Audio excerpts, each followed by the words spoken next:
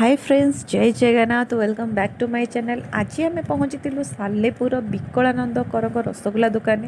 ये बहुत गुड़े रसगोल्ला बिक्री हुए। यहाँ है छेना झिली जार प्राइस थिला 10 रुपीज। आई रसगोल्लार प्राइस थिला 12 रुपीज। ये छोट छोट रसगोल्लाटा थिला ओनली 7 रुपीज।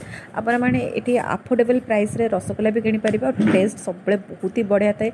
ये बरा और सेपटे तरकारी अच्छी जोटा कि आपने चाहिए आराम से खाई पारे। ता सहित ये कटलेट आउ एगुड़ा है कचौड़ी जार टेस्ट भी बहुत ही बढ़िया था। सहित ढोकला भी ऐड कर ऑथेंटिक रसगोल्ला। आईटी है काला जाम और सहित सुखा मिठार भी बहुत गुड़े रेंज थिला जेमती कि पेड़ा, रसकदम, कलाकंद और बर्फी, लड्डू जहाँ भी आप खोजे सब जाक। सहित मैंने एथर केक भी ऐड कर देइचंती। आ कप केक मत तो बहुत ही बढ़िया लगे। आ सहित सफ्टी भी ऐड होती।